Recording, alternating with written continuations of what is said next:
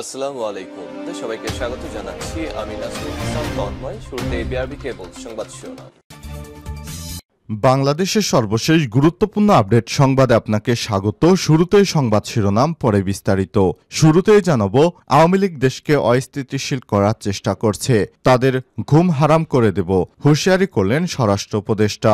আওয়ামী লীগ দেশ থেকে কোটি কোটি টাকা বিদেশে পাচার করেছে, এখন পালিয়ে যাবার পর সেই টাকা দিয়ে দেশকে অস্থিতিশীল করার চেষ্টা করছে। আওয়ামী লীগের ঘুম হারাম করে দেব বলে মন্তব্য করেছেন স্বরাষ্ট্র উপদেষ্টা লেফটেন্যান্ট জেনারেল অবসরপ্রাপ্ত মোহাম্মদ জাহাঙ্গীর আলম চৌধুরী। এরপর জানাবো, রাজধানীর বনশ্রীতে বাসার সামনে স্বর্ণ ব্যবসায়ীকে গুলি, 200 ভরি স্বর্ণালংকার ছিনতাইয়ের দাবি।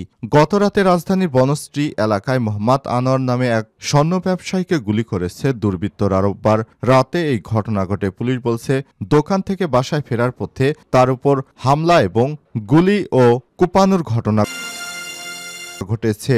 এদিকে এখনো পদত্যাগ করেনি বললেন উপদেষ্টা নাহিদ। উপদেষ্টা পরিষদ থেকে পদত্যাগ করে নতুন দলের প্রধান হচ্ছেন তথ্য উপদেষ্টা নাহিদ ইসলাম। এমন আলোচনার মধ্যে প্রধান উপদেষ্টা ডক্টর মোহাম্মদ ইউনূসের সঙ্গে সাক্ষাৎ করেছেন তিনি। এরপর রোববার 23 ফেব্রুয়ারি সন্ধ্যায় খবর ছড়িয়ে পড়ে নতুন দলে যোগ দেওয়ার জন্য উপদেষ্টার পদ থেকে পদত্যাগ করছেন নাহিদ ইসলাম। পরে এ বিষয়ে চ্যানেল 24-কে তিনি বলেছেন, আমি এখনো পদত্যাগ করি।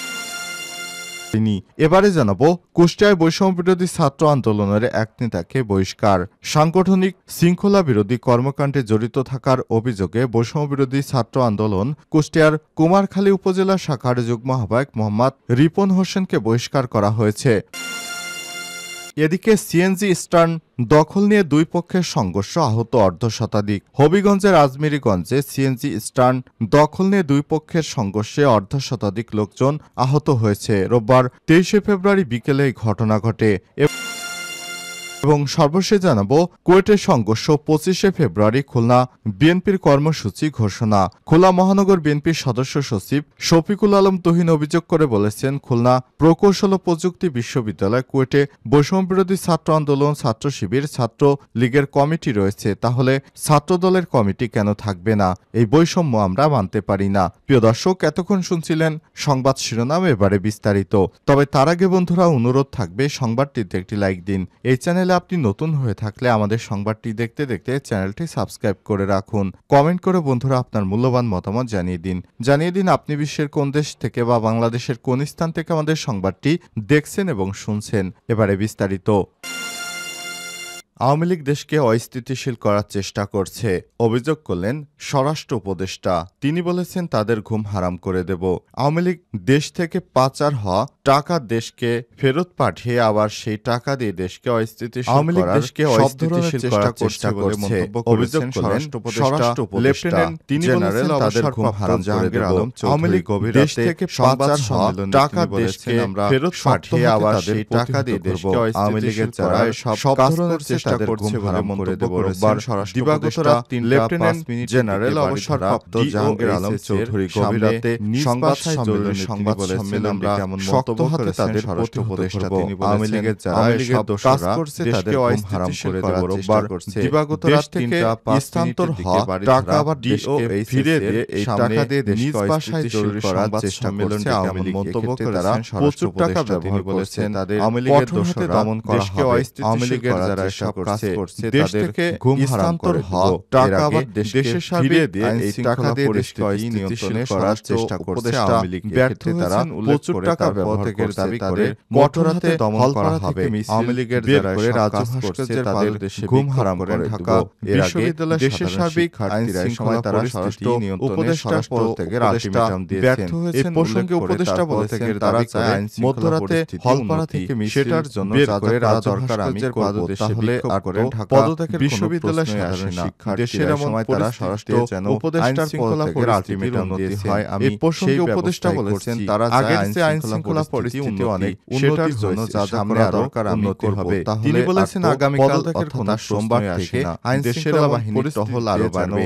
যেখানে ঘটনা ঘটবে সেখানেই ব্যবস্থা নেওয়া হবে, কাউকে ছাড় দেওয়া হবে না। আইন শৃঙ্খলা পরিস্থিতি অনেক উন্নতি হয়েছে, কারো গাফিলতি পাওয়া গেলে তাদের। তিনি বলেছেন, আগামীকাল অর্থাৎ সোমবার থেকে ধর্ষণ, ছিনতাই, চুরি, ডাকাতির ঘটনায় জনমনে যেখানে ঘটনা ঘটবে সেখানেই সেখানেই ব্যবস্থা ব্যবস্থা নেওয়া নেওয়া হবে। হবে। কাউকে কাউকে রাত ছাড় সাড়ে দেওয়া 10টার হবে না। দিকে আইন রাজধানীর শৃঙ্খলা রক্ষাকারী বনশ্রীতে বাহিনী ব্যবসায়ীকে কারো গুলি করে গাফিলতি ছিনতাই পাওয়া এবং গেলে তাদের মোহাম্মদপুরে বিরুদ্ধেও ডাকাতির ব্যবস্থা ঘটনায় গ্রহণ বেশ করা হবে। আলোড়ন তৈরি ধর্ষণ, হয়েছে। ছিনতাই, চুরি ও ডাকাতির ঘটনায় জনমনে ব্যাপক বনশ্রীতে আতঙ্ক বাসার ক্ষোভের সামনে সৃষ্টি স্বর্ণ হয়েছে। ব্যবসায়ীকে সবশেষ গুলি, রোববার 200 ভরি রাত স্বর্ণ সাড়ে লঙ্কার দশটার দিকে ছিনতাইয়ের রাজধানীর দাবি। রাজধানী বনশ্রী এলাকায় গুলি করে মোহাম্মদ আনোয়ার ছিনতাই নামের এবং এক স্বর্ণ মোহাম্মদপুরে ব্যবসায়ীকে ডাকাতির গুলি ঘটনায় এবং বেশ কুপিয়েছে আলোড়ন তৈরি দুর্বৃত্তরা। হয়েছে। রোববার রাতে এই ঘটনা ঘটে। পুলিশ বলছে দোকান থেকে বাসায় ফেরার পথে তার উপর হামলা করা হয়। রামপুরা থানার ভারপ্রাপ্ত কর্মকর্তা ওসি আতাউর রহমান আকন্দ বলেছেন, ওই ব্যবসায়ীর দোকান বনশ্রী ডি ব্লকে। প্রতিদিন তিনি দোকান থেকে রাতে বাসায় ফেরেন। রোববার বাসায় যাওয়ার সময় 3টি মোটরসাইকেলে করে আসা ছিনতাইকারীরা তাকে ঘিরে ধরে। এ সময়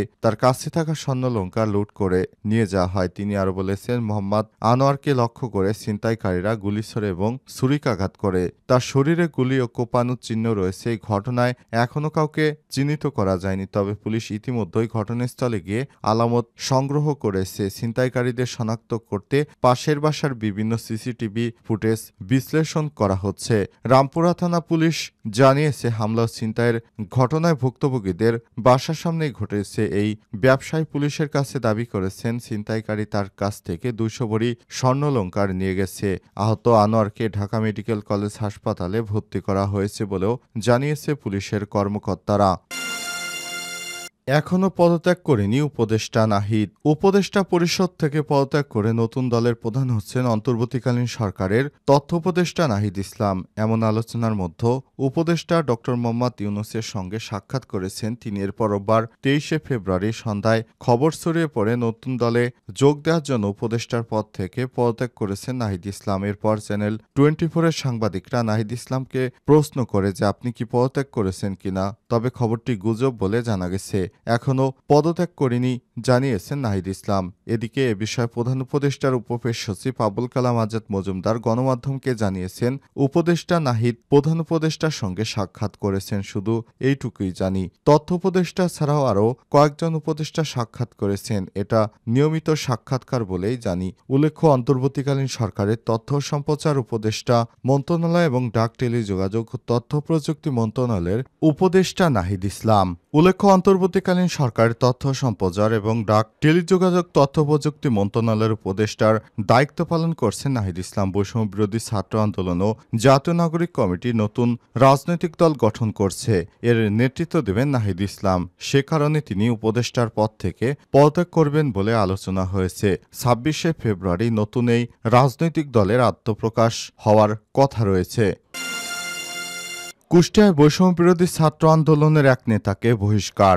সাংগঠনিক শৃঙ্খলা বিরোধী কর্মকাণ্ডে জড়িত থাকার অভিযোগে বৈষম্য বিরোধী ছাত্র আন্দোলন কুষ্টিয়া কুমারখালী উপজেলা শাখার যুগ্ম আহ্বায়ক মোহাম্মদ রিপন হোসেনকে বহিষ্কার করা হয়েছে।